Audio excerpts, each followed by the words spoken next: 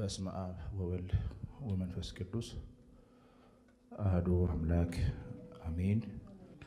ከእግዚአብሔር አብ ከአባታችን ከጌታችንም ከኢየሱስ ክርስቶስ ጸጋና ሰላም ይብዛላችሁ። እንደምን አደራችሁ? እንደምን ቆያችሁ? እንደምን በሰላም መጣችሁ? አሜን። በጤናና በሕይወት የጠበቀን ምሕረቱን ያበዛልን እንደገና ደግሞ በዚች በጌታ ቀን ተሰብስበን እንድናመልከውና ምክሩን ቃሉን እንድንሰማ እግዚአብሔር በጎ ዕድል ስለሰጠን አምላካችን እግዚአብሔር በነገር ሁሉ ስሙ ለዘላለም የተባረከ ይሁን። ባለን ጊዜ የእግዚአብሔርን ቃል እንማራለን።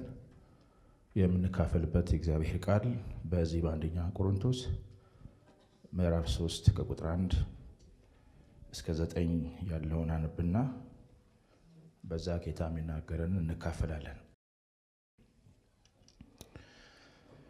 እኔም ወንድሞች ሆይ የሥጋ እንደመሆናችሁ በክርስቶስም ሕፃናት እንደመሆናችሁ እንጂ መንፈሳውያን እንደመሆናችሁ ልናገራችሁ አልቻልሁም። ገና ጽኑ መብል ለመብላት አትችሉም ነበርና ወተት ጋትኳችሁ። ገና ሥጋውያን ናችሁና እስካሁን ድረስ ገና አትችሉም። ቅናትና ክርክር ስለሚገኝባችሁ ሥጋውያን መሆናችሁ አይደላችሁምን? እንደ ሰው ልማድ አትመላለሱምን? አንዱ እኔ የጳውሎስ ነኝ፣ ሁለተኛውም እኔ የአጵሎስ ነኝ ቢል ሰዎች ብቻ መሆናችሁ አይደለምን? አጵሎስ እንግዲህ ምንድን ነው? ጳውሎስስ ምንድን ነው? በእነሱ እጅ ያመናችሁ አገልጋዮች ናቸው። ለእያንዳንዳቸውም ጌታ እንደሰጣቸው ያገለግላሉ። እኔ ተከልኩ፣ አጵሎስም አጠጣ፣ ነገር ግን እግዚአብሔር ያሳድግ ነበረ።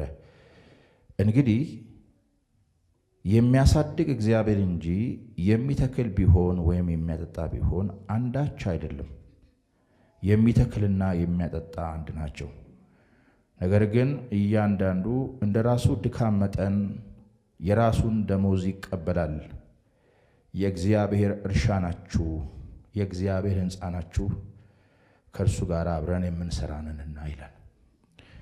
ጌታ ሆይ ስለዚህ ያው ቃልህ አንተን እናመሰግንሃለን፣ እናከብረሃለን፣ እናወድሳሃለን። ጌታ ሆይ አንተ የምድረ በዳው መሪያችን ነህ። ጌታ ሆይ በዚህ ጨለማ ዓለም ቃልህ ብርሃን ሆኖ ስለሚመራን፣ ስለሚያሳድገንም፣ ስለሚያጥበንም፣ ስለሚቀድሰንም ጌታ ሆይ ቃልህ የተሰበረው ነገራችን እንዲሁ ስለሚጠግን ክብር ለአንተ ይሁን። አንተ ለልብ የምትናገር ጌታ ነህና እኔ ነገርኳችሁ ቃል መንፈስ ነው ሕይወትም ነው እንዳልክ ጌታ ሆይ ቃልህ መንፈስና ሕይወት እንዲሆንን በቃልህ መስታወትነት ራሳችንን እንድናይ ጌታ ሆይ ምሕረትህ በነገር ሁሉ ይርዳን።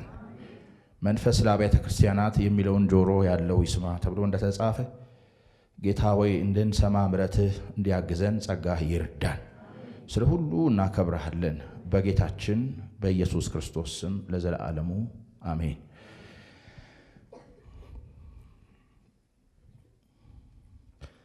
ቁጥር 6 እና ቁጥር 7 ላይ ያለውን መነሻ በማድረግ የዛሬውን ዕለት እንካፈላለን። የሚያሳድግ እግዚአብሔር በሚል ከማደግ ጋር በተያያዘ እንካፈላለን ማለት ነው። እንደሚታወቀው በተፈጥሮ ስርዓት አንድ የሚታወቅ ፎርሙላ አለ፣ ወይም ሁላችንም የምናውቀው የህይወት ስርዓት አለ እና ያ የህይወት ስርዓት የማይቋረጥ ሰርክል አለው። ማለት ጄኔሬሽን እንዲቀጥል ወይም የትኛውም ፍጥረት እግዚአብሔር አንዴ ፈጠረ፣ ያ የተፈጠረው ፍጥረት እየቀጠለ እንዲሄድ እግዚአብሔር በስርዓት ደረጃ የሰጠው አንድ መዋቅር የሚመስል ነገር አለ። ማለት በሌላ ቋንቋ ህይወት ያለው ነገር ይጸነሳል፣ ከዛ ይወለዳል፣ ከዛ ያድጋል፣ ከዛ ይሞታል። ይሄ አይቋረጥም ማለት ነው። ፍጥረት ራሱን የሚተካው በዚህ አይነት መንገድ ነው። በእግዚአብሔር መንግስት ውስጥም ወይንም በዚህ በመንፈሳዊ ዓለም ይሄም ነገር አለ ማለት ነው። የእግዚአብሔር መንግስት የምትቀጥለው በዛ ነው። ሰዎች በእግዚአብሔር መንግስት ውስጥ መኖር የሚጀምሩት በመወለድ ነው፣ ወይም ዳግመኛ በመወለድ። ዳግመኛ መወለድ በሌላ ቋንቋ ከላይ መወለድ ማለት ነው፣ ወይንም ደግሞ ከሰማይ ህይወት መቀበል ማለት ነው። በቃ ዲፊኒሽኑ ሲተረጎም እንደዛ። ዳግመኛ መወለድ ማለት ወይም ሁለተኛ መወለድ ማለት ጌታም እንደተናገሩ ሰው ከውሃና ከመንፈስ ካልተወለደ በቀር ወደ እግዚአብሔር መንግስት ሊገባ አይችልም ብሏል። እና መግቢያው ወደ እግዚአብሔር መንግስት ከውሃና ከመንፈስ መወለድ ነው። ግን ደግሞ በእግዚአብሔር መንግስት ውስጥ ወይም ወደ እግዚአብሔር መንግስት ዳግመኛ በመወለድ የገቡ ደግሞ ማደግ አለባቸው። ማደግ አለ ማለት ነው። አለማደግ አይቻልም ማለት ነው። መብት ሳይሆን ግዴታም ጭምር ነው። አንድ ሕፃን ልጅ ከተወለደ መወለዱ ጥሩ ነው፣ እሰይ ሕፃን ልጅ ወደዚህ ዓለም መጣ ተብሎ ምናምን ተብሎ ቤተሰብ ይቀበላል። ከዛስ እዛው ይቀራል እና እዛው ከቀረ ችግር ነው። ሐኪም ቤት ይሄዳል፣ ይሆናል፣ ይጠበቃል። እዛው ከሆነ በቃ የሆነ ችግር አለ። አንድ የጎደለ ነገርማ አለ እና ወደ ሕክምና አገልግሎት መሄድ አለበት እንጂ ማደግ አለበት። እና ሰዎች በዳግመኛ ልደት ወደ እግዚአብሔር መንግስት ከገቡ እዛው ደግሞ ከገቡ በኋላ ማደግ አለባቸው። ስርዓቱ እንደዚህ ነው ማለት ነው። ማደግ በነገራችን ላይ በመጽሐፍ ቅዱስ በአዲስ ኪዳን ሐሳቡ አንድ ነው፣ ግን በተለያየ ቃላት ተገልጠዋል። ለምሳሌ እግዚአብሔርን መምሰል ደግሞ በመጽሐፍ ቅዱስ በአንደኛ ጢሞቴዎስ ምዕራፍ 4 ቁጥር 8 እንደተጻፈው እግዚአብሔርን ለመምሰል ራስን አስለምድ ይላል ማለት ነው። ትሬኒንግ ነው ማለት ነው። ትሬኒንግ ይጠይቃል። በአንድ ሌሊት መንፈሳዊነት መሆን አይቻልም። በአንድ ጊዜ በቃ እንደው ቁጭ በቃ ሁሉ ነገር የጨረሰ ሰው መሆን አይቻልም። መንፈሳዊነት ሂደት አለው፣ ፕሮሰስ አለው ማለት ነው። መንፈሳዊነት የብዙ ልምምድ ውጤት ነው። ወይም ደግሞ ፍጹምና ከዛም ባሻገር ደግሞ ፍጹም እና ምሉ በሚልም ቃል ተገልጧል። ፍጹማን የሚለው ቃል በአዲስ ኪዳን ይህንን ቃል ነው የሚያጎላው። ፍጹማን ሲል እንከን አልባ መሆን ማለት አይደለም። እዚህ ምድር ላይ እያለን በወደቀ ዓለም እያለን እንከን አልባ በእግዚአብሔር ፊት መሆን አንችልም። ድካም አለ። ድካማችንን ሁል ጊዜ በንስሐና በእግዚአብሔር ቃል እያጠብንና እያስተካከልን መንገዳችንን እንቀጥላለን እንጂ ፍጹም በቃ ምንም እንከን የሌለበት ሰው መሆን አይቻልም። በዚህ በወደቀ ሥጋ እየኖርን ማለት ነው። በወደቀው ያውም አሮጌው ሰውኛ ውስጥ እያለ እና በዚህ በተፈረደበት ዓለም እየኖርን እንከን አልባ 100% ፒውር ሆኖ መኖር አይቻልም። ግልጽ ነው። ግን ቀስ በቀስ ነገሮቻችንን እያስተካከልን እየተማርን ሁሌ እኮ እንደምናወራው ነው። ቤተ ክርስቲያን ወይም ወደዚህ ህብረት የምንመጣበት ዓላማ ለዚህ ነው፣ ለመሰራት ማለት ነው፣ እንድንሰራ ማለት ነው። የሆነ ነገራችን ተስተካክሎ ለመሄድ ማለት ነው። ቸርች የምንመጣው ወይም ቤተ ክርስቲያን የምንመጣው የሆነ ነገራችን ተስተካክሎ እንዲሄድ ነው።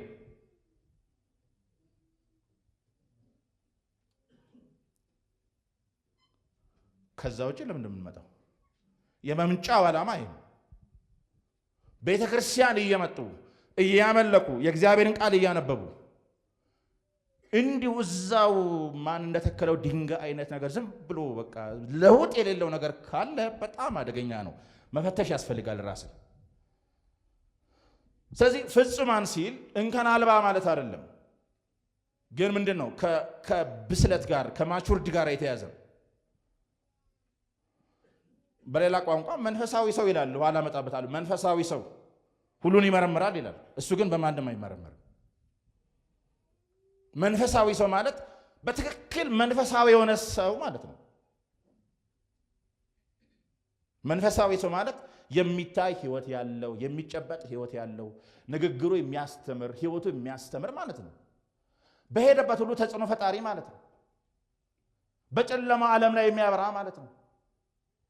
ራሱን በቃ በጉል የሚታይ ማለት ነው። ከመናገር አልፎ ህይወቱ ተጽዕኖ የሚፈጥር ሰው፣ የእግዚአብሔር የክርስቶስ ህይወት የሚታይበት ሰው ማለት ነው መንፈሳዊ ሰው እንጂ መንፈሳዊ ሰው ማለት መዘመር መስበክ ምናምን አይደለም።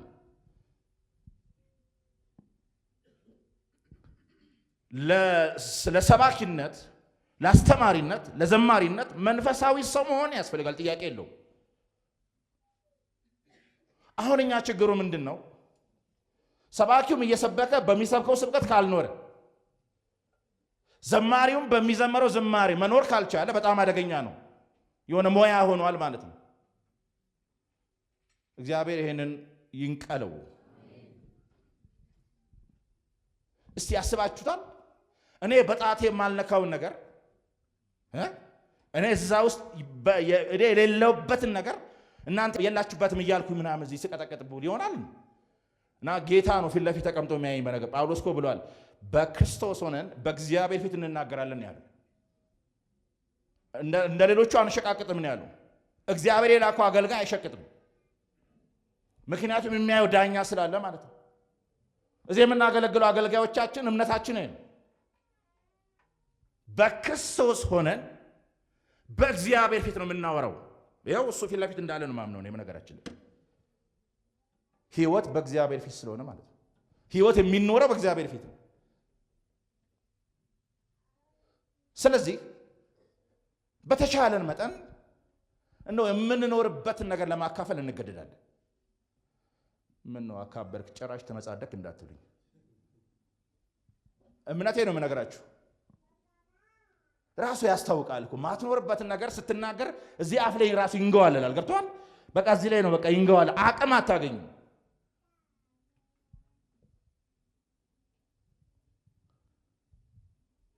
በሌላ ቋንቋ ምን እያልኳችሁ ነው? በቃ አገልግሎት መንፈሳዊነት በቃ ዝም ብሎ አይደለም፣ በጣም ሲሪየስ የሆነ ህይወት ነው ማለት። ስለዚህ መንፈሳዊ ሰው ማለት በቃ ህይወቱ የሚናገር ህይወቱ የሚያስተምር ሰው ማለት ነው።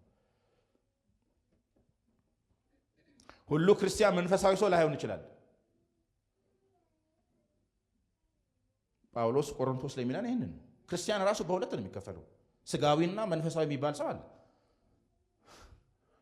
እመጣበታለሁ። ክርክር ካለባችሁ፣ ፍቅር ከሌላችሁ፣ ቅናት ካለባችሁ፣ አድማ ውስጥ ካላችሁ መንፈሳዊ ሰዎች አይደላችሁ። በወንድሞቻችን ስኬት በመልካም ነገር መደሰት የማንችል ከሆነ መንፈሳዊ ሰዎች አይደለን። ክርክር፣ በቃ መከራከር። መጽሐፍ ቅዱስ ራሱ በነገራችን ለኛ ተከራካሪዎች አይደለንም፣ እኛ መስካሪዎች ነው። ክርስቲያን መስክሮ መሄድ ነው እንጂ እዛ ስትከራከር መዋል እና ስትከራከር የምትብል ከሆነና የሆነ አንጃ የምትፈጠር ከሆነ የሆነ ቡድን ውስጥ ካለ አንተ ሰው መንፈሳዊ ሰው አይደለህም።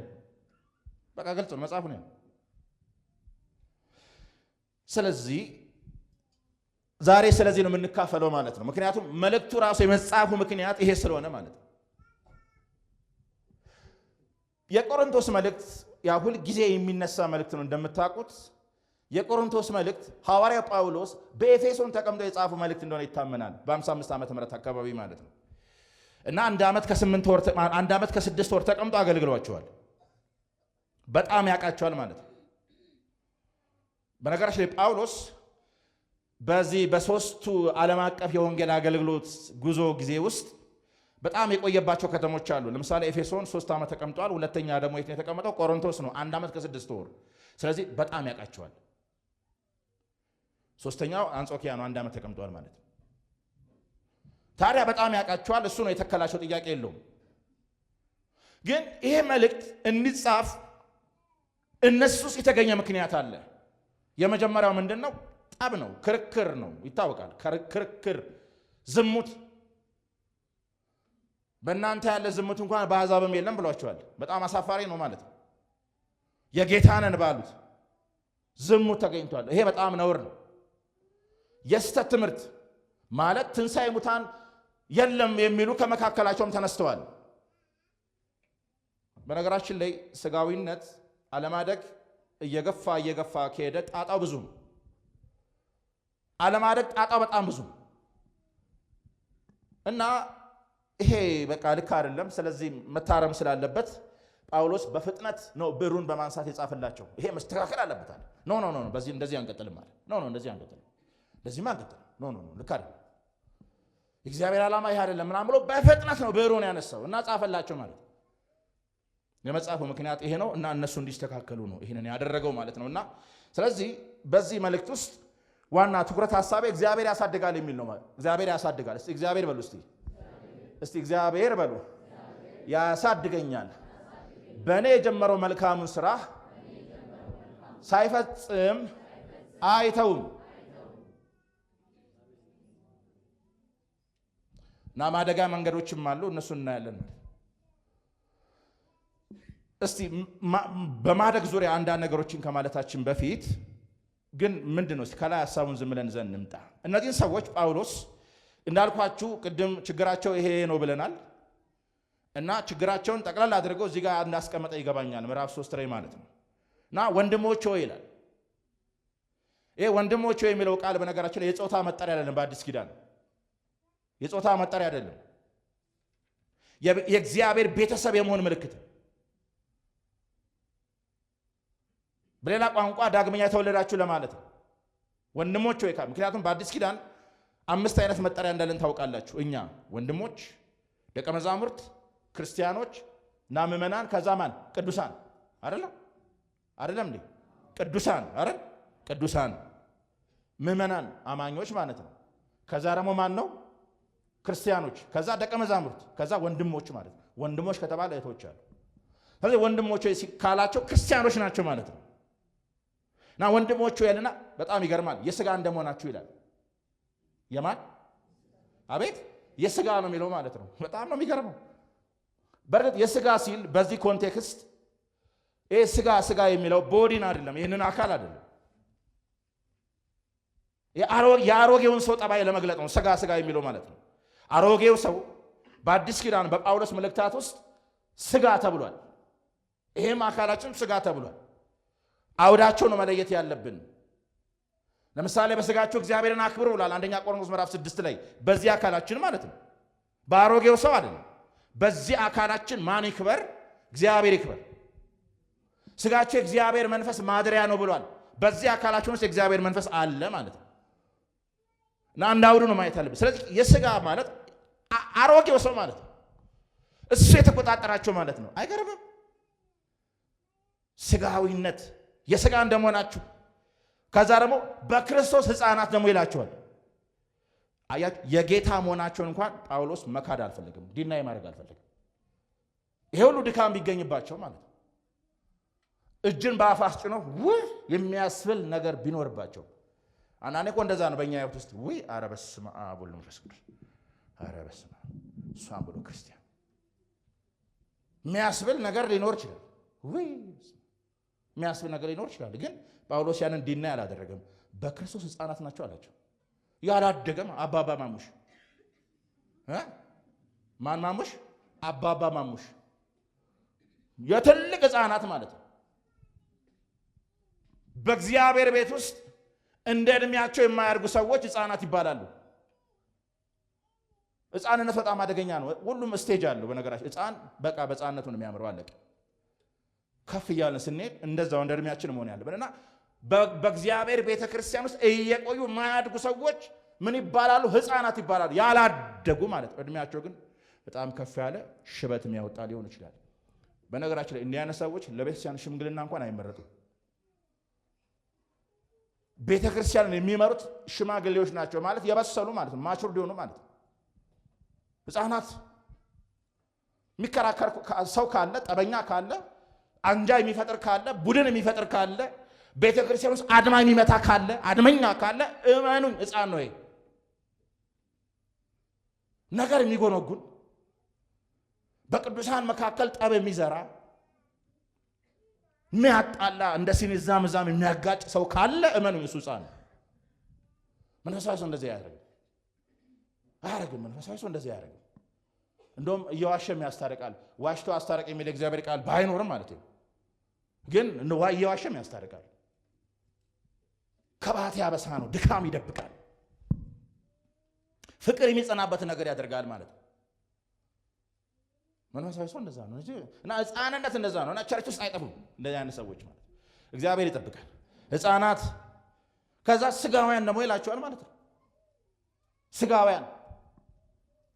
ስጋዊ ማለት በሌላ ቋንቋ ስጋዊ ፍላጎቱና ሐሳቡ የሚገዛው ማለት ነው። ቅድም እያቸዋለሁ ክርስቲያን በሁለት ይከፈላል። የራሱ ክርስቲያን ማለት ነው። ስጋዊ ክርስቲያንና መንፈሳዊ ክርስቲያን አለ። ሲጀመር ሰው ራሱ በሶስት ነው የሚከፈለው። ፍጥረታዊ ሰው አለ፣ ስጋዊ ሰው አለ፣ መንፈሳዊ ሰው አለ። ፍጥረታዊ ሰው ዳግመኛ ያልተወለደ ነው።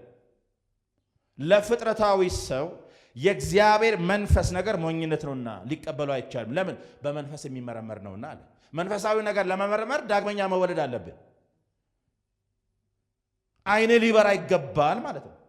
አይን ካልበራልህ ምን በቃ የለም።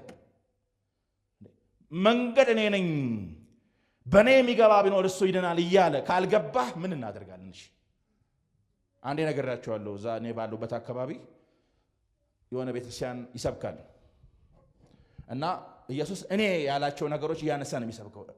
እኔ በረነኝ ምናምን ብሎ በደንብ አድርጎ ሰበከ እና ሰብኮ ሲወርድ በሰዓቱ የሚበጠብጡ ዱርዬዎች ተሰበሰቡ። የሚበጠብጡ ነበሩ በሰዓቱ ቤተክርስቲያን እና የሚሉ ማለት እና ተሰበሰቡና ወርደው ጠብቀው እንዴት ይህን ስብከት ትሰብካለህ አሉት።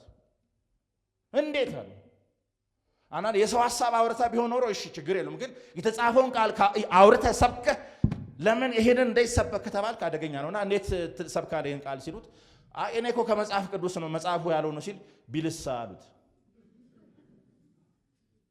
አቤት ቢልስ መዳን በሌላ በማንም የለም እያልክ አንዱ ሰው እየመሰከራት ቢልስ ካለ በቃ አለ ጥለህ ነው መሄድ ያለብህ አንተ አሎ ይሰማል።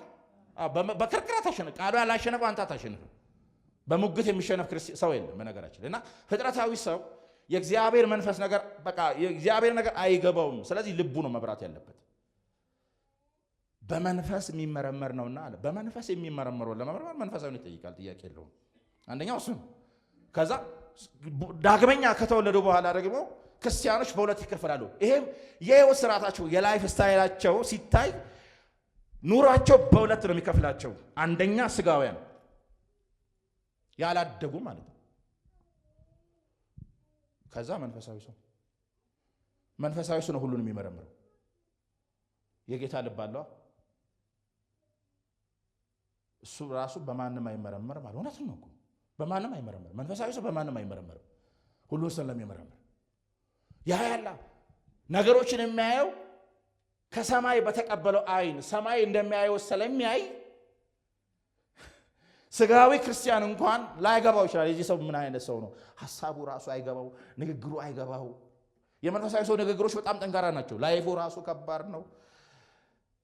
ንግግሩ ራሱ ላይገባ ይችላል። በቃ አድጓል። ምን ይደረግ ታዲያ? እና ወደዚህ እንድንመጣ ነው ምክሩ ጳውሎስ ማለት ነው። ከዛ ደግሞ ሰዎች ብቻ ናቸው። ሰዎች ብቻ ማለት በቃ እንደማንኛውም ሰው የሚኖሩ ማለት ነው። እንደማንኛውም ሰው እኛ ደግሞ እንደ ሰው ልማድ እንመላለስ እንጂ እንደማንኛውም አይነት ሰው እንድንኖር እኛ አልተጠራንም። ትቀልዳለህ? ቱምቢ የሚባል ነገር እኮ አለ፣ መለኪያ የሚባል ነገር አለ። እኛ እንደማንኛውም ሰው እንድንኖር አልተጠራንም ወዳጆቼ። እንደ ሰው ልማድ አሁን በላለን እንጠጣለን ይታወቃል። ሰውኛ ሰው ነን፣ እንደ ሰው እንኖራለን ማለት ያው የሚጠበቅብን ነገር አለ። ከዛ ውጭ ግን እንደ ማንኛውም ሰው ኧረ ኖር ነው ክልክል እና እንደዛ እና እነዚህ ሁሉ ስጠቀልሏቸው ችግሩ የዚህ ሁሉ ችግር ምንድነው? መንፈሳዊ ሰው ያለመሆን ነው። መንፈሳውያን በቃ አይደላችሁም፣ እንዳልናገራችሁ ስጋውያን ናችሁ፣ ገና ወተት ትጋታላችሁ።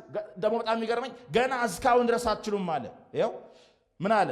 ገና ጽኑ መብል ለመብላት አትችሉም ነበርና ወተት ጋትኳችሁ ካለ በኋላ ገና ስጋውያን ናችሁ አለ። በስመ አብ ወወልድ ወመንፈስ ቅዱስ። እስካሁን ድረስ ገና አትችሉም። እስካሁን እዛው ናችሁ።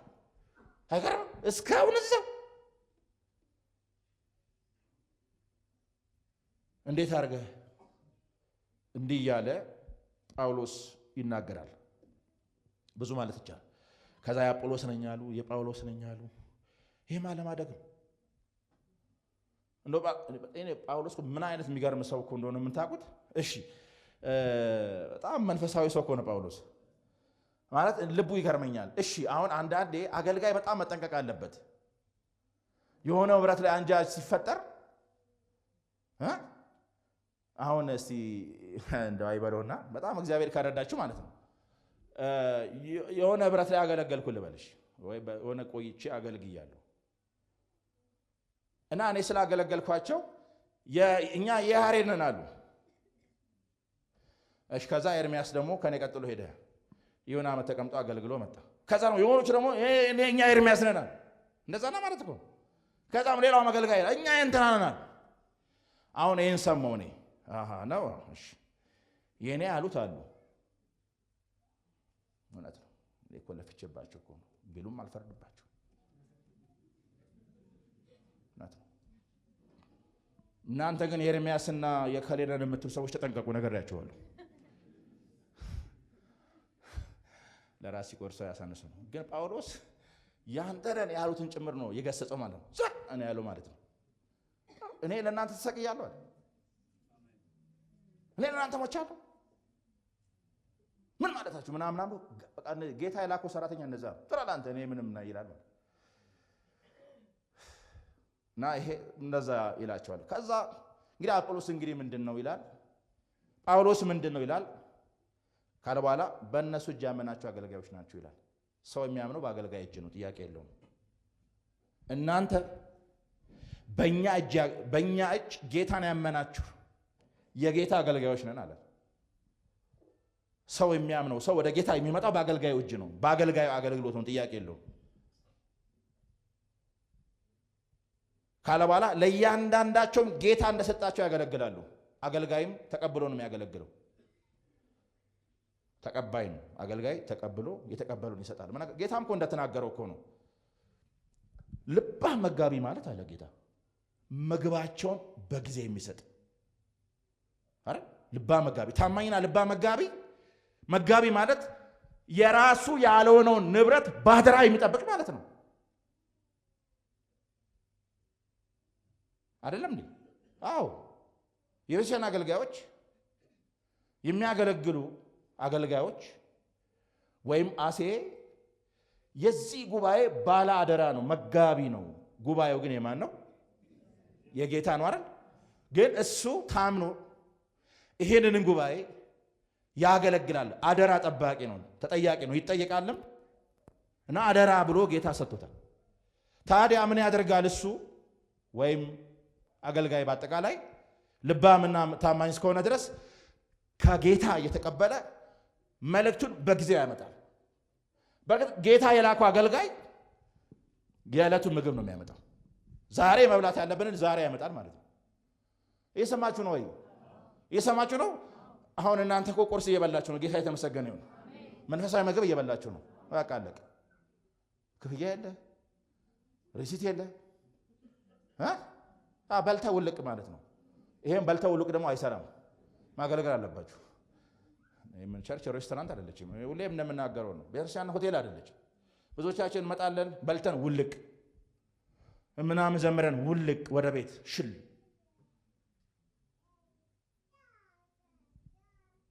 የተወጋዩ ነው። ሁላችን ጥሪ ያለን እንደ ጥሪያችን ማገልገል ያለብን እንጂ ውልቅ በልተው ውልቅ። ግን ዞሮ ዞሮ ሐሳቤ ነው ልንበላ ነው የመጣ ነው። ዛሬ መብላት ቅድም ብያቸዋለሁ። ምግባቸውን በጊዜው ነው የሚለው። የጊዜው ምግብ ማምጣት ማለት ነው። አለቀ።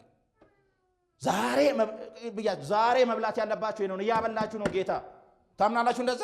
እስቲ ጌታ እያበላኝ ነው የምትሉ እስቲ። አዎ ታዲያ ዕውቀት እያካፈልኩ አይደለም። ዛሬ መብላት ያለባችሁ ይሄንን ነው ብሎ ጌታ እያበላችሁ እና ጌታ እንደሰጣችሁ ያገለግላሉ የሚል ሐሳብ ነው ያመጣው። ከዛ በኋላ እኔ ተከልኩ፣ አጵሎስ ምን አለ? አጠጣ። አቤት። ነገር ግን ማን ያሳድግ ነበረ? እግዚአብሔር ያሳድግ ነበረ። እንግዲያስ የሚያሳድግ ማን ነው? ደገሞ ቃሉን ማለት ነው። እኔ ተከልኩ፣ አጵሎስ አጠጣ። ማን ያሳድጋል? እኔ ሰበኳችሁ፣ ከዛም መጥቶ አጵሎስ እንትን አለ። ማን ነው የሚያሳድገው? የማሳደጉ ድርሻ ማን ነው? እግዚአብሔር ነው ማለት ነው። የሚያሳድግ እግዚአብሔር እንጂ የሚተክልም ወይም የሚያጠጣ አንዳች አይደለም ማለት በቃ። ስለዚህ ያሳዳጊው እግዚአብሔር ነው ማለት ነው። ካለ በኋላ ወረደ ብሎ እናንተ የእግዚአብሔር እርሻ ናቸው አለ። አያችሁ፣ ይሄ ጉባኤ የእግዚአብሔር እርሻ ነው። ወይንም ጳውሎስ እናንተ የእግዚአብሔር ሕንፃ ናቸው አለ። ስለዚህ ይሄ የእግዚአብሔር እርሻ ከሆነ ተካ ያለ አጠጫ ያለ፣ ግን የተተከለውንም ሆነ የጠጣውን ብቅል እንዲያድግ የሚያደርገው ማን ነው? እግዚአብሔር ነው። ስለዚህ ማን ያሳድጋል? ምን ነው እርሱን ረሳችሁት? ማን ያሳድጋል? እግዚአብሔር ያሳድጋል። ስለዚህ ማደግ ነው ያለብን ማለት ነው። ስለዚህ ስለ እድገት ነው ዛሬ ማካፈላችሁ ማለት ነው። ብዙ አልኩ፣ ታሪካዊ ሐሳቡን ይዤ መጣሁ ማለት ነው። ስለዚህ ማደግ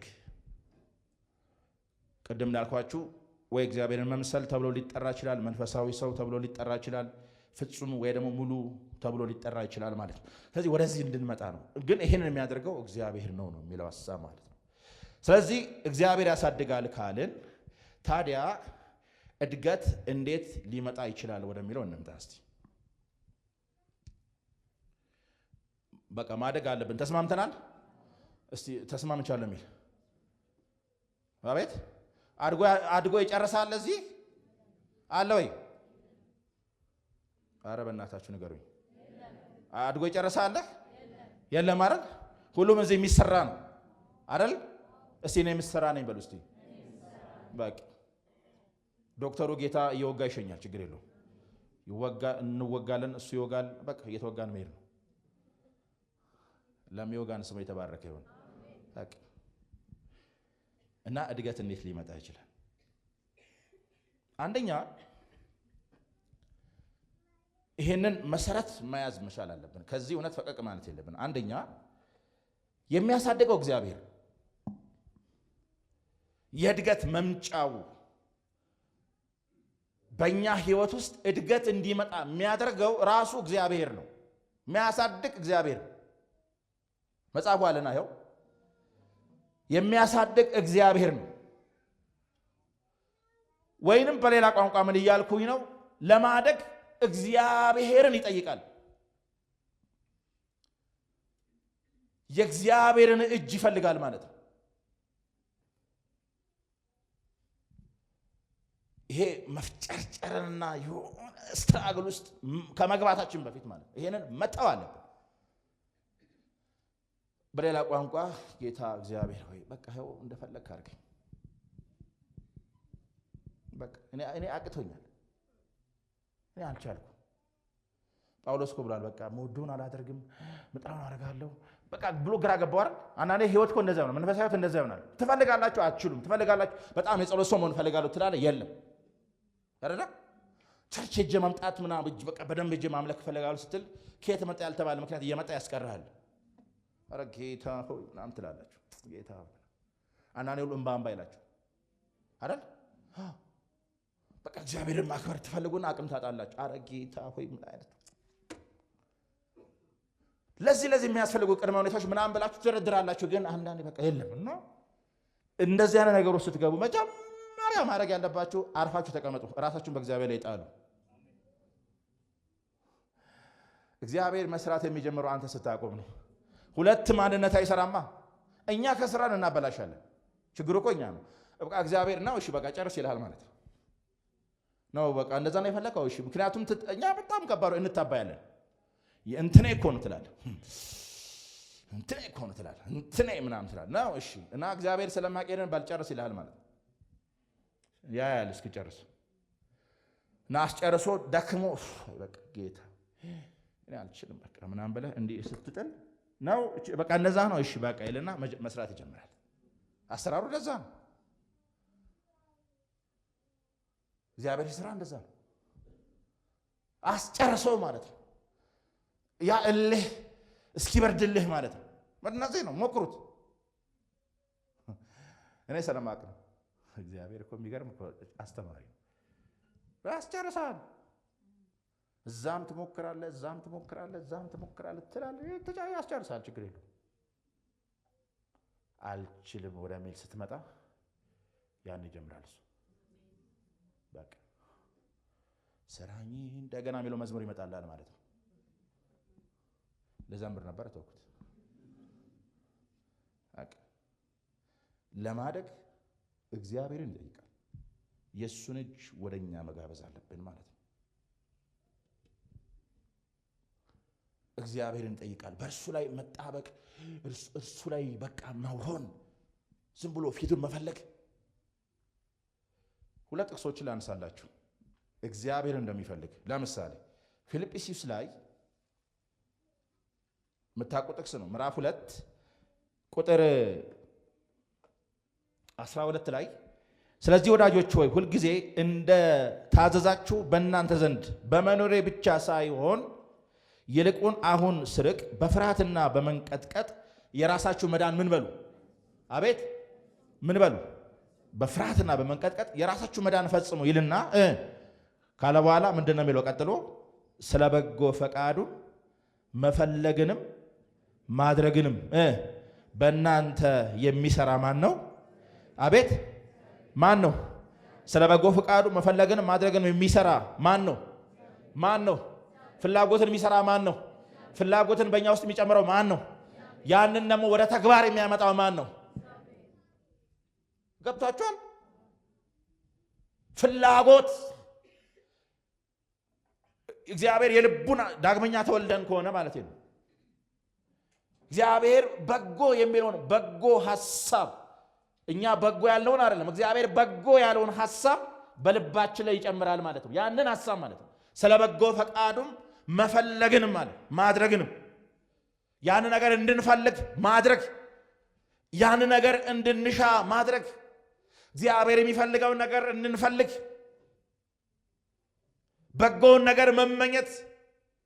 ይህንን በልባችን የሚጨምረው እግዚአብሔር ነው፣ እኛ አይደለንም። አይደለም አንተ አይደለም።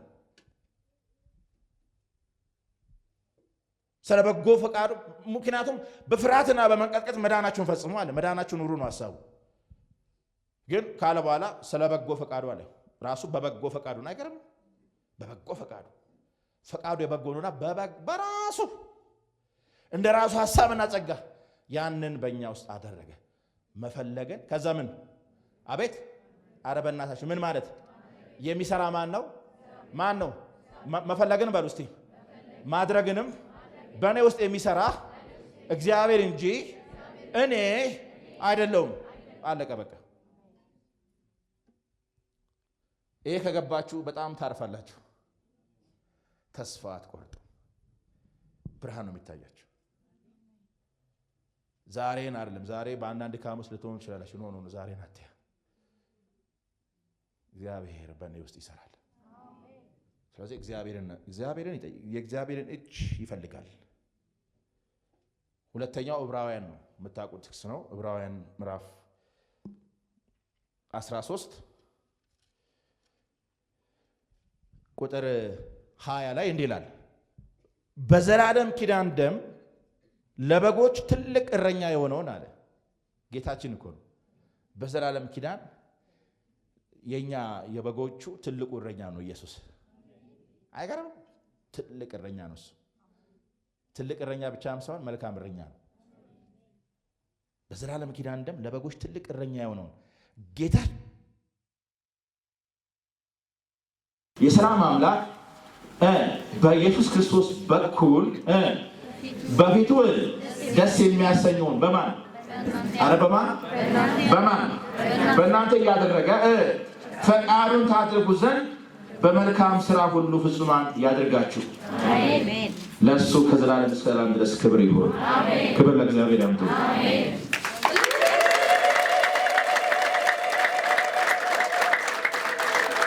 ገብቷችኋል? በክርስቶስ በኩል በፊቱ ደስ የሚያሰኘው በማን እግዚአብሔር የሚገርመው ነገር በቃ በሱ ፊት ደስ የሚያሰኘው ነገር አለ። እግዚአብሔር ማየት የሚፈልገው ነገር አለ ማለት ነው። እና ማየት የሚፈልገውን ነገር በክርስቶስ በኩል በእኛ እያደረገ ማለት ነው አይደለም። በሌላ ቋንቋ እኔ ማየት የምፈልገውን ነገር እኔ ማሳደግ ማለት ነው። በቃ እግዚአብሔር ማየት የሚፈልገው ነገር አለ። መልካም ነገር ነው። በቃ ጥሩ ህይወት የተቀበለውን ህይወት መኖር ነው። እና ያንን ህይወት በእኛ በክርስቶስ በኩል ክርስቶስን ማይከል በእኛ ውስጥ በእናንተ እያደረገ ፈቃዱን ታደርጉ ዘንድ አይቀርም በመልካምና በበጎ ስራ ሁሉ ፍጹማን ያደርጋችሁ።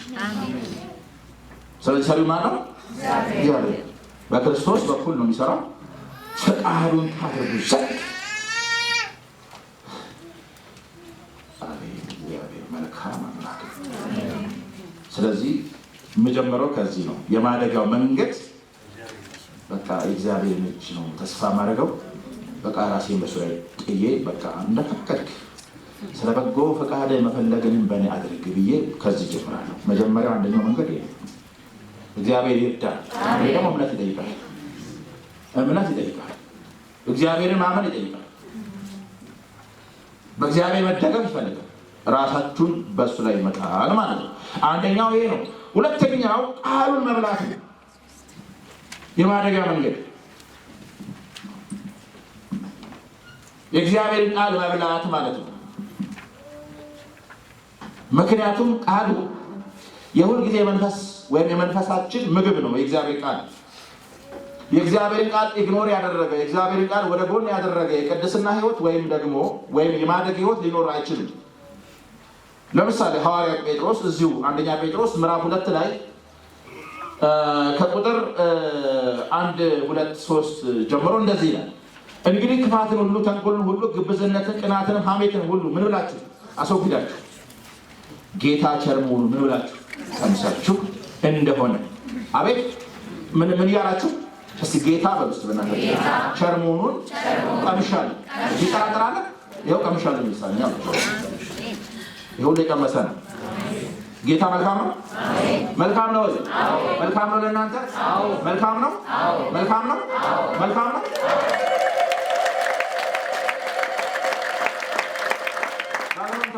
የእግዚአብሔርን መልካምነት በህይወታችሁ ካላያችሁ ግድግዳ ላይ ካለው ጥቅስ ምንም በቃ ያው ግድግዳ ጥቅስ ነው። እግዚአብሔር መልካም ነው አትነው ሚነካ መልካምነቱን ካየ አለ ጌታ ቸር መሆኑን ቀምሳችሁ እንደሆነ ይልና ለመዳን በእርሱ ምን እንድትሉ በመዳን በእርሱ እንድታድጉ አቤት ለመዳን በእርሱ እንድታድጉ አሁን እንደተወለዱ ህፃናት ተንኮል የሌለበትን የቃልን ወተት ምን በሉ የእግዚአብሔርን ቃል መፈለግ የእግዚአብሔርን ቃል መሻት ይሄንን ወደ ጎን ያደረገ የቅድስና ህይወት ወይም ማደግ የሚባል ነገር የለም። ምግቡ እሱ ነው። ጌታ እኮ ብሎናል፣ ሰው በምግብ ብቻ አይኖርም አይደል? አቤት ሰው በምን አይኖርም? በነገራችን ላይ ይሄ ዳግመኛ ተወለደን የሚመለከተው ዳግመኛ ተወለደ ያው ችግር የለም፣ በእንጀራ ብቻ ይኖራል፣ በልቶ ጠጥቶ ይሞታል። እኛ በልተን ጠጥተን እንድንሞታለን ተቀራን ወዳጅ የኛ ከዛ ያለፈ ነው። አሜን አሜን በሉ። የኛ ከዛ ያለፈ ነው። እኔ ለመብላትና ለመጠጣት ሸመረ ጌታን የተከተልኩት ጳውሎስ እንዳለ ብቻ ክርስቶስ ተስፋ አድርጋችሁ ከሆነ ብዙዎች ምስኪን ናቸው። ምስኪን የሚባለው ስለእንትና ብሎ የሚለምን አይደለም ወዳጅ፣ የጌታ ነኝ ብሎ በቃ ምድራዊ ነገር የሚያግበሰብስ እይታ ሁሉ በቃ ምድር ላይ የሚያልፈው ነገር ማለት ነው። አላፊው ነገር፣ ጣፊው ነገር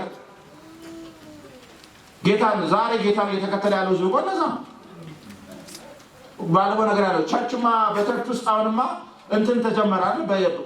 ከሚራክል መኒ ወደ የሚተላለፍ ወደ አንተ አካውንት የሚገባ እና ሰዎች እውነት መስሏቸው ቡክ ይዞ ይመጣሉ። ቸርች ሊሞላ ማለት ነው። የተወጋ ይሁን የለም የሚሞላ ነገር ከየት መጥቶ ነው የሚሞላልህ? ስለዚህ ሰዎች ኦኬ እንደዚህ አይነት ነገር ካለም ጌታን እንከተል ብሎ ጌታን እየተከተሉ ነው። ልክ የዛ የጥብርያዶስ እንጀራ ዳቦ ፍለጋ ማለት ነው። ዛሬ ጌታና ለዳቦ የሚከተል ሰው ይኖራል።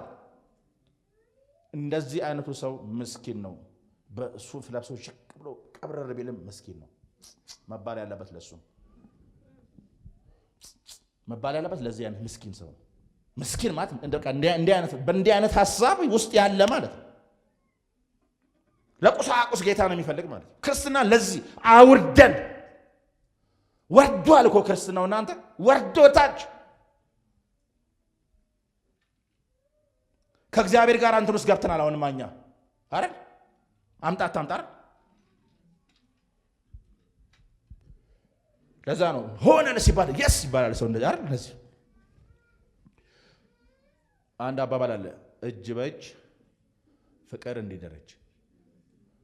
ድሮ ነው የማውቀው እንትን ነው ለዱቤ መቼ ይምጡ ነው ነገ ይምጡ ነበር አይደል።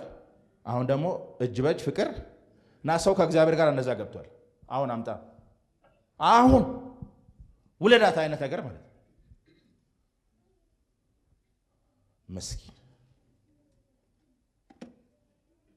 የእግዚአብሔርን ቃል የማትፈልጉ ከሆነ ልንገራችሁ፣ መቼም አታድጉም።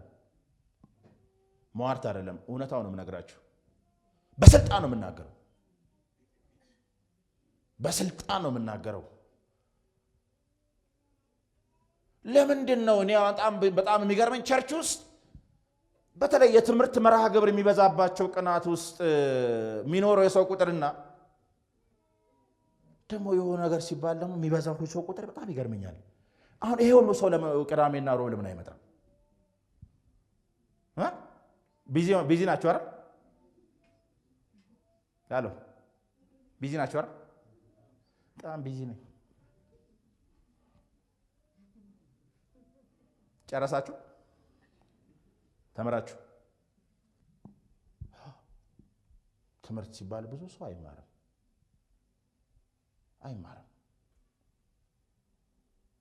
አሁን ቸርች ውስጥማ ብዙ አይታችሁ ከሆነ በጣም እያዘንኩ ነው። ብዙ መርሃ ግብር የሚያልፈው በብዙ ነገር ነው። በብዙ ነገር ያልፍና ሰዎች 20 ደቂቃ 30 ደቂቃ እንኳን ታግሰው የእግዚአብሔርን ቃል ወደ አለመስማት እየመጡ ነው። ምን ይሆን? አድገን ጨርሰን ነው? ህይወት ሲታይ ግን ባዶ ነው። እዛው በዳዴ የሚሄድ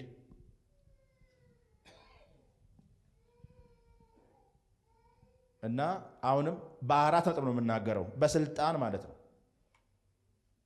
በእርግጥ ጉባኤ መምጣት ብቻም ሳይሆን በቤታችሁም የእግዚአብሔርን ቃል የማታጠኑ ከሆነ ቃሉን የመራብ ኢንተረስት ፍላጎት ከሌላችሁ እመኑኝ መቼም አታድጉም።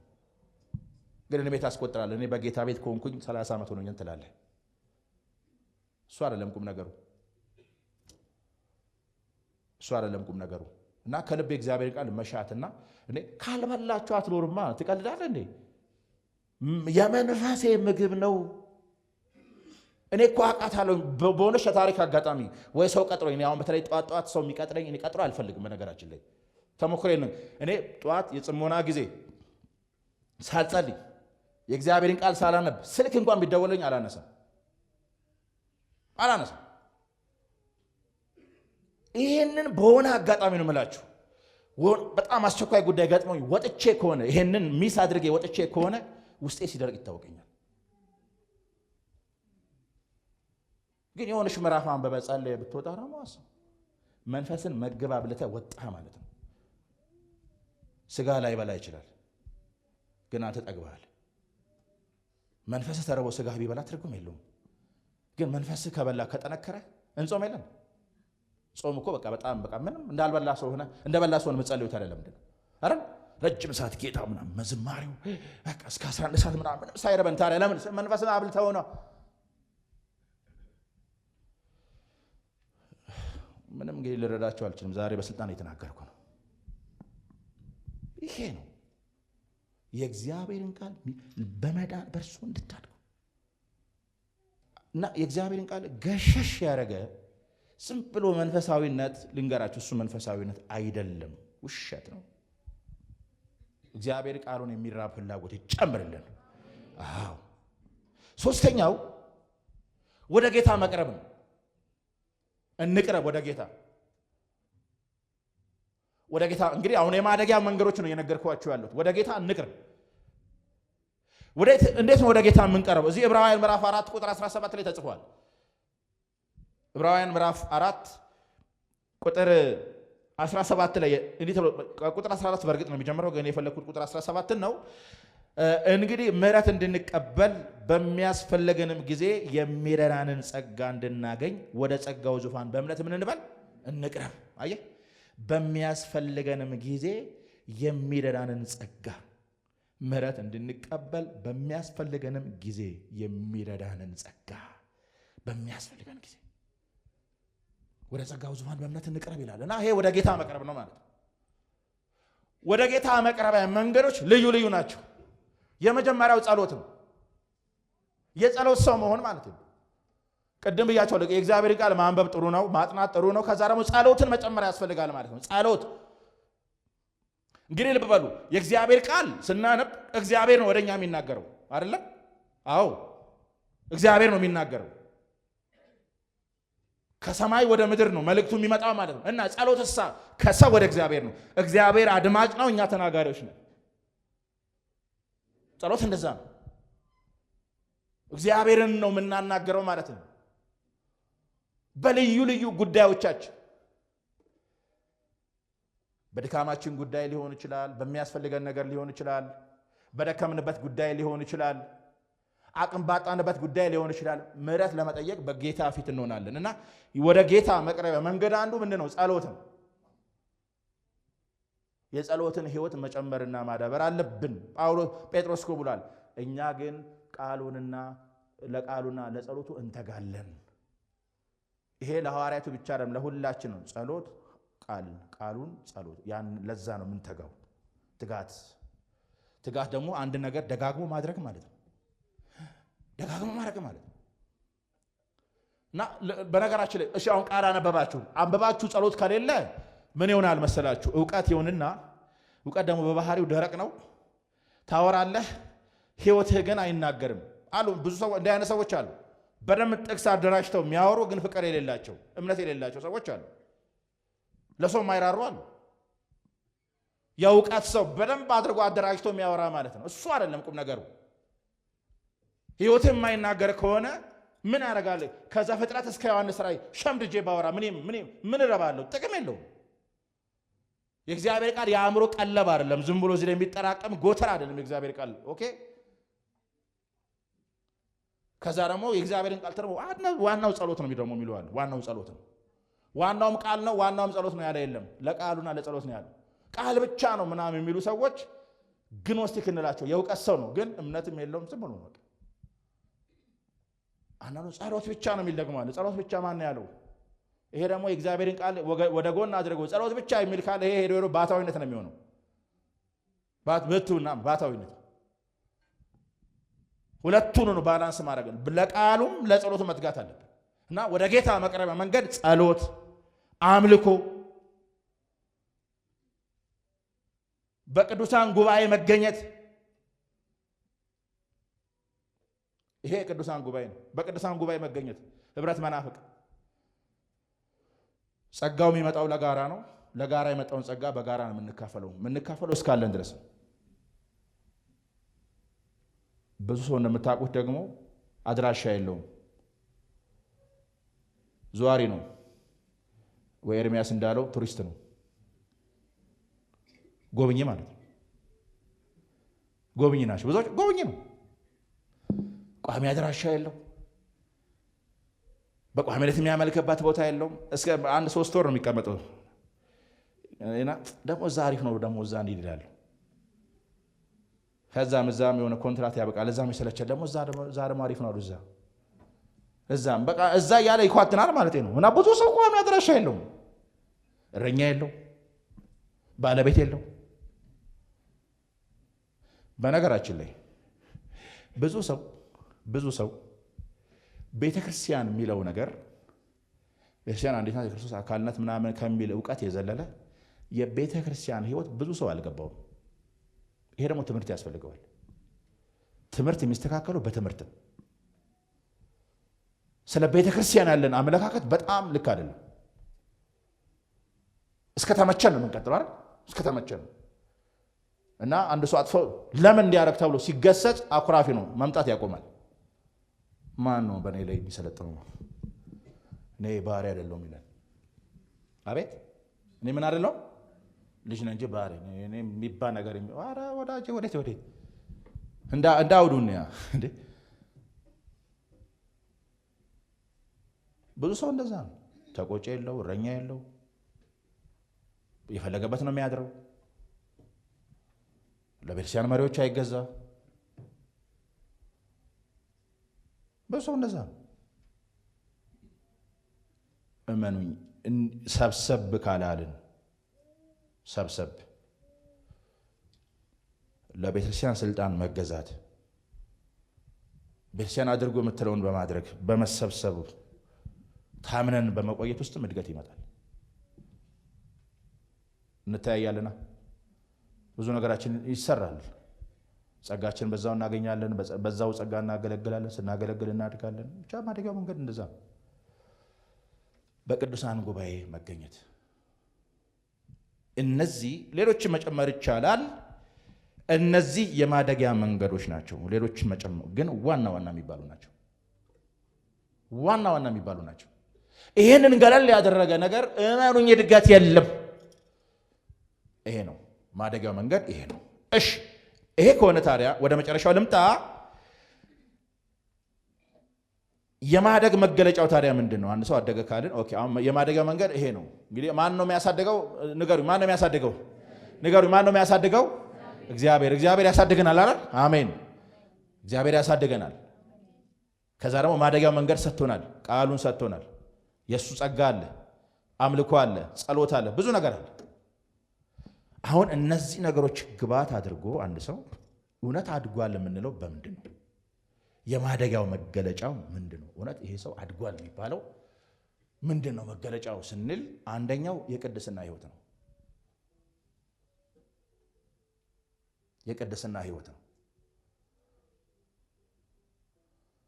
የቅድስና ሕይወት ነው። መቼ ስለ ቅድስና ሁሌም እንናገራለን። እንደምታውቁት ቅድስና የመጽሐፍ ቅዱስ አውራ ርዕስ ነው። በብሉይም በአዲስ ኪዳንም በጣም ጎልቶ የምናገኘው ርዕስ ቅድስና ነው። እግዚአብሔር ቅዱስ ነው ስንል በቃ ቅድስና ከእግዚአብሔር ነው የሚጀምረው። ግን ከእግዚአብሔር ስንጀምር ግን እግዚአብሔር ቅዱስ ነው ስንል የነጻ ምናምን ማለታችን ብቻ እንደሱ አይደለም። እግዚአብሔር ልዩ ነው ማለት ነው። ልዩ ነው፣ ህሩይ ነው፣ ንዑድ ክቡር ነው። እግዚአብሔር ከሌሎች የተለየ ልዩ አይነት ነው እግዚአብሔር። አሁን ወደኛ ስንመጣ እናንተ በክርስቶስ በማመን ተቀድሳችኋል ከተባልን ኦኬ ልዩ ነን ማለት ነው። አቤት እስቲ ልዩ ነኝ በል እስቲ። አይሰማም። እኔ በሉ እስቲ በክርስቶስ ደም ልዩ የተደረኩ ሰው ነኝ። በቃ ሌሎች አሉ። ከሌሎቹ ነው እግዚአብሔር እኛን የለየን። ቅዱሳን ሕዝቦች ሲባል የተለዩ ማለት ነው። እና የተለዩ ካለ ምንድን ነው ታዲያ ልዩነታችን? ምንድን ነው ልዩ የሚያሰኘን? ልዩ ሕዝብ ከተባለ ቅዱስ ነው ከተባለ ልዩ ነን ማለት ነው። ምንድን ነው ልዩ የሚያደርገን ካልን አኗኗራችን ነው። በቃ አኗኗራችን ነው።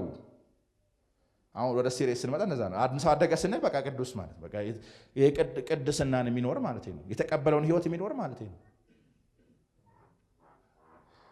የማደግ መገለጫው ይሄ ነው፣ የተቀደሰ ሕይወት ማለት ነው።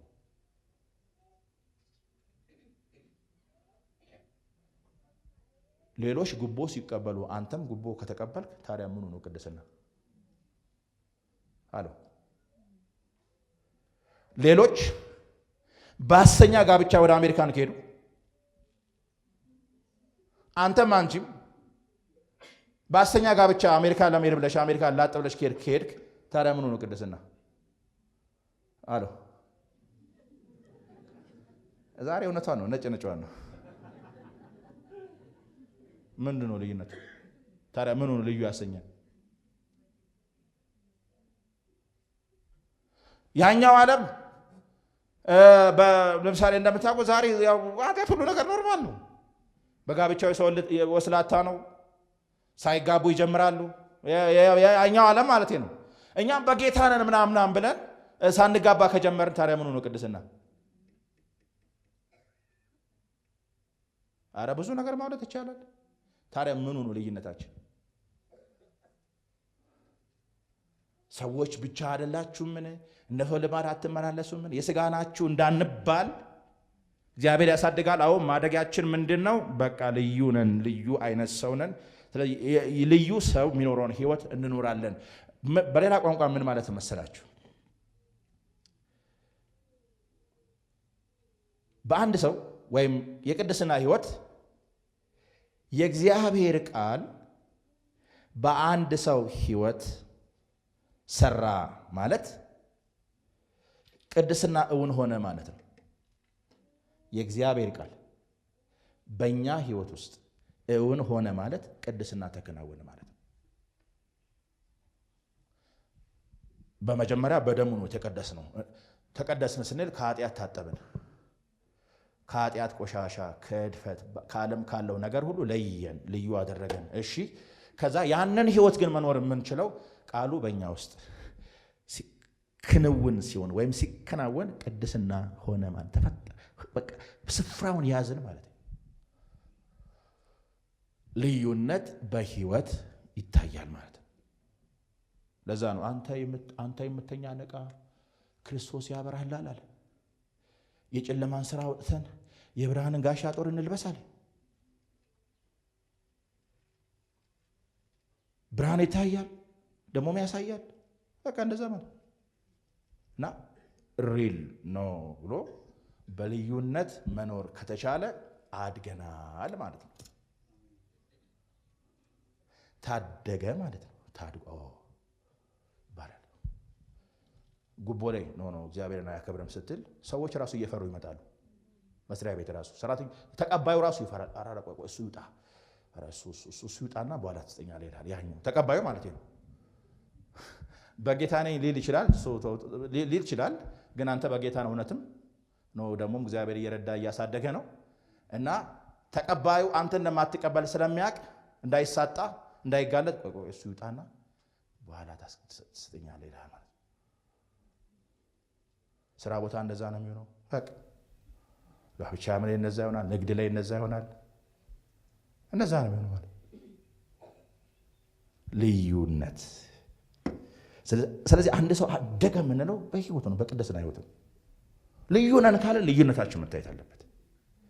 ይሄ አድገናል ማለት። ስለዚህ እንድናደግ ደግሞ ቅድም ብያቸዋለሁ። ይሄው የእግዚአብሔርን እጅ መሻት፣ በፊቱ መሆን፣ ቃሉን መራብ፣ በጸሎት በአምልኮ በቅዱሳን ጉባኤ መገኘት፣ የእግዚአብሔርን ፊት ሁልጊዜ መፈለግ ነው ከኛ የሚጠበቀው። እና ይሄ ካለን እመኑኝ እግዚአብሔር እየሰራ በቃ እሱ ጥሩ አናጺ ነው። በነገራችን ላይ ጥሩ አናጺ ነው። መሮ አለው በቃሉ መሮ ድው እያደረገ ያፈርሳል ማለት ነው። ምክንያቱም የእግዚአብሔር ቃል ድንጋይ እንደሚያደቅ መዶሻ ነው ይላል። ድው እያደረገ ያፈርሳል። እግዚአብሔር ቃል ሲያፈርስ ደግሞ በጣም አሪፍ ነው። እሳት ነው እግዚአብሔር ቃል። ገለባን የሚበላ ውስጣችን ያለውን ገለባ፣ ይሄ እግዚአብሔር ማያከብር ነገር ምሽክ እያደረገ የሚያጠፋ እሳት ነው እግዚአብሔር ቃል። ሲገባ እየበላ ይሄ ዝም ብሎ በቃ ውስጣችን ያለው ነገር እያጠራ ውልቅ እያደረገ እያፈረሰ እየጠረበ ሽብ እያደረገ ሲመጣ በቃ አንተም እየተቀደስክ እግዚአብሔርን እያከበርክ በምትበላው በምትጠጣው በማንኛውም ነገር እግዚአብሔርን ታከብራለህ። አለማደግ ወዳጆች በጣም ጣጣው ብዙ ነው። ወደ ኋላ ትላለህ፣ ማርሽ ትቀይራለህ። ኧረ ብዙ ነው ነው። እግዚአብሔር ይርዳን። ብዙ ማለት ይቻላልና የቅድስና ሁለተኛ ፍቅር ህይወት ራሱ ፍቅር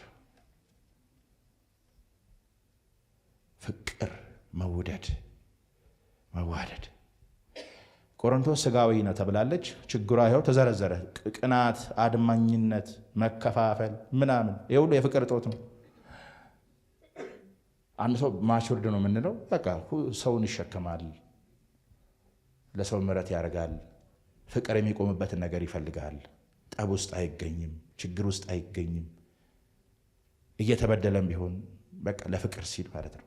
ይሄ በመንፈሳዊነት የሚመጣ ነው ወዳጆች፣ በማደግ የሚመጣ ነው። ብዙ ሰዎች ፍቅር የላቸውም። ለምን? ብዙ ነገር እናውቃለን እያሉ ፍቅር የላቸውም። ለምን? ብዙ ማወቃችን ወደ ፍቅር ካላመጣን ማወቃችን ጥቅሙ ምንድን ነው? መውደድ ደግሞ በጣም አሪፍ ነገር ነው። በነገራችን ላይ ሞክሬ ስላየሁት ነው። በጣም መውደድ ደስ ይላል። አሜን። ምን ነው እናንተ በቃ የምታውቁት ፍቅር ያዘኝ የሚል ብቻ ነው እንዴ? ለጾታዊ ፍቅር ብቻ ነው እንዴ? አይደለም እንዴ። ሰውን መውደድ በጣም ደስ የሚል ነገር ነው። በእውነት ነው የምላችሁ። ብትወደድ ምንም አይጨምርልህም። ብትኮራ ነው። እከሌት እኮ ትወድሃለች ቢባል እከሌ ይወድሃል ቢባል ነው እንዴ? ኦኬ ኦኬ፣ ኖርማል ነው። ኧረ ታዲያ ብርቅ ነው እንዴት ልትል ትችላለህ። ስትወድ ግን አቤት ትሸከማለህ፣ ትታገሳለህ። መጽሐፍ ነው ፍቅር የኃጢአትን ብዛት ትሸፍናል ይላል። በቃ ድካም ትሸከማለህ። በቃ ፍቅር ሲያልቅ ነው ክፍተት መታየት የሚጀምረው። አለቀልህ በቃ። ፍቅር ለመብት አይቆምም፣ ለመብቱ አይቆምም። ራሱን እንትለማል ለራሱ በቃ መብት ለማስከበር መብት አስከባሪ አይሆንም ነው። ምክንያቱም በሱ ችግር አይደለም ነገሮች እየሆኑ ያሉት። በቃ እግዚአብሔር ነገሮች እንደሚያከናውን ስለሚያምን ዝም ይላል። በቃ እመኑኝ፣ እውነቴን ነው የምላችሁ። ዮሴፍ ለራሱ ክብር ቆሟል፣ ለራሱ ቆሟል። እግዚአብሔር ነው የቆመለት። ሸጡት፣ ጉድጓድ ላይ ጣሉት፣ ብዙ ነገር አደረጉ። ግን አለ እነሱ ሲመጡ እግሩ ላይ ምሕረት እባክህ አድርግልን ሲሉት ይቅርታ አድርጌላቸዋለሁ። እናንተ ለክፉ ያሰባችሁብኝ እግዚአብሔር ለመልካም አደረገው አለ። በቃ እንደዛ ነው። ሰዎች በእናንተ ላይ ለክፉ ያደረጉት ነገር እግዚአብሔር ለመልካም ይለውጠዋል። ለራሳችሁ አትቁሙ። ተደፈርኩ አትበል። ጸጥ ብለህ ነው እግዚአብሔር አለ ብለህ ጌታ አለ ብለህ ዝም በል።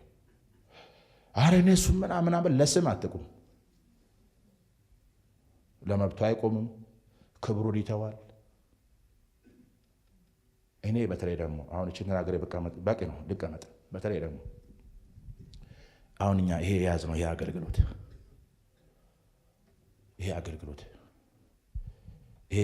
አገልግሎት ማለት ነው። እግዚአብሔር የሰጠን ይሄ አገልግሎት አሁን የገባኝ ነገር ነው የምነግራችሁ። በፊት እየገባኝ ነበር፣ ግን አሁን በአራት ነጥብ ደመደምኩኝ።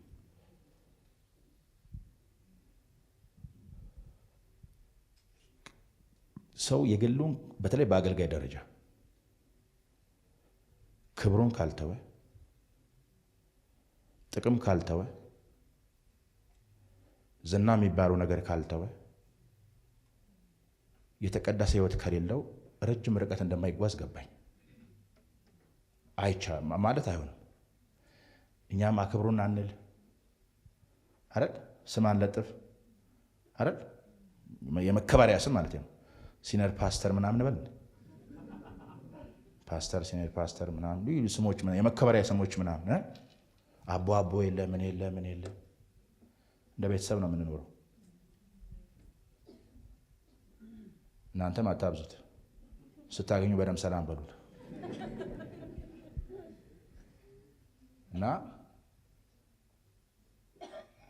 ክብር ሰው እነዛ ክብሩን የሚያስጨንቀው ይሁኝ ባይ ዝና ምናምን ሚዲያ ላይ አሁን አንዱ እያያችኋል። ሰው እየተሳደበ ባለ ዝና እየሆነ ነው። በቃ ምንድን ነው የሚባል በሞቀበት ጣዱኝ አይነት ነገር ማለት ነው። በቃ ትኩረት፣ ዝና እንደዚህ አይነት ህይወት ካለን፣ አመለካከት ካለን በዚህ አገልግሎት ብዙ ርቀት እንደማንሄድ እየገባኝ መጥቷል። ይህ አገልግሎት በጣም ዋጋ ያስከፍላል። ምድረ በዳ ነው። አገልግሎት ጥሪ ካለ እንደዚህ ነው እና ሁላችሁም ይህንን ገንዘብ ማድረግ አለባችሁ። መተው፣ ክብር መተው፣ ለስማችሁ አለመጨነቅ ማለት እናንተ እንዳትደርጉት ተጠንቀቁት እንጂ ባላደረጋችሁ ነገር የሆነ ታረጋ ከተለጠፈላችሁ አትጨነቁ። ደስ ይበላችሁ ነው ያለው ጌታ። ዝለሉ ነው ያለው። ዝለሉ፣ እንደዚህ ዝለሉ። በቃ ማደግ ይሄ ነው እና ማን ያሳድጋል? እግዚአብሔር ያሳድገን። ብዙ ልንዘረዘር እንችላለን እና ማደጊያው መንገዳችን ይሄ ነው። እግዚአብሔር ያሳድጋል። ስለዚህ እንደግ፣ ቃሉን እንራብ፣ እናምልክ፣ እንጸልይ። በእግዚአብሔር እጅ ላይ ራሳችን እንተው። እመኑኝ ጌታ ይሰራናል። ክብር ለጌታ ይሁን። አመሰግናለሁ።